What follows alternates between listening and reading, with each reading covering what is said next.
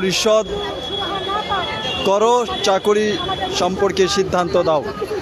Style craft limited এবং ওয়াশন BD limited এর নির্যাতিত শ্রমিকরা কিন্তু এখানে অবস্থান নিয়েছে ঠিক সচিবালয়ের অভিমুখে। যেমনটা দেখতে পাচ্ছেন, তাদের এখানে অবস্থান নেওয়ার কারণে কিন্তু বাংলাদেশ পুলিশ বাহিনীর সদস্যরা এখানে জোরালো এবং কঠোর অবস্থানে রয়েছে।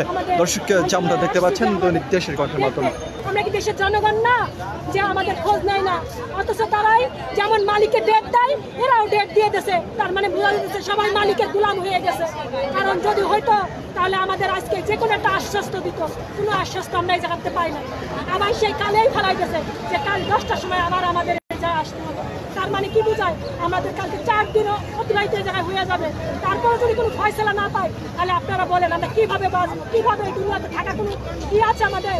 কারণ দুনিয়াটা চলে টাকার উপরে। টাকায় যদি আমরা কর্ম করে না পাই, তাহলে আর আমাদের কর্ম করে লাভ কি? সুস্থ মা বেটা বড় রাখতে আইছি।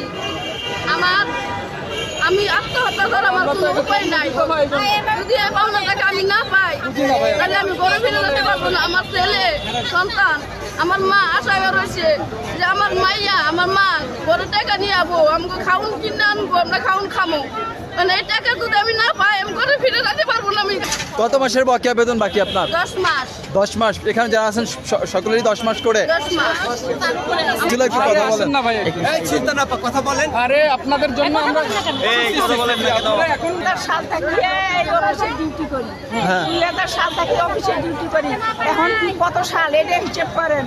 তার মধ্যে মানে কিছুদিন আগে মানে 19 সাল থাকিয়ে আমাকে মানে বেতন দেয় না। একটা বেতন 2 বেড়ে 3 বেড়ে করে দেওয়ার পরে আমরা সবাই মিলে মানে একটা অফিসের মধ্যে গ্যামজাম চাচ্ছিল। তার মধ্যে তারপরে অফিস বন্ধ করে দিচ্ছে। বন্ধ করে দিয়ে আমাকে বাইরে রাখছে। কত মাসের বেতন? এখন আমরা 10 মাসের পাবো। আপনার কত টাকা হয়েছে? আমার এখন সব মিলিয়ে আমি পাবো 3.5 লাখ টাকার মতো। সকলেই আমরা 10 মাসের করে বেতন পাবো। কেউ আমাদের ঘর ভাড়া বকেয়া বেতন দিচ্ছে না, চলছেন কিভাবে? এভাবে আমাদের সবার ঘর ভাড়া বাকি, দোকান বাকি, এভাবে আমাদের রাস্তায় নামাই দিতে বাড়িয়ালা বলছে আপনারা নেমে যান ভাড়া না। এই আন্দোলনটা কতদিন ধরে করছেন আপনারা? 2019 সাল থেকে।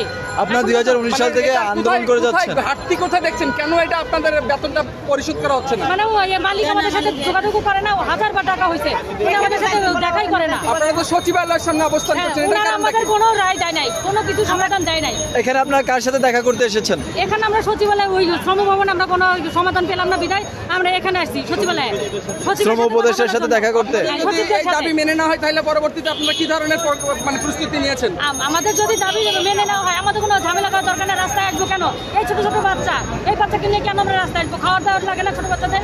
আমরা তো সবাই না খেয়ে কষ্ট করতেছি। সকাল থেকে এই পর্যন্ত কিছুই খাইনি আমরা। বেলা বাজে কত?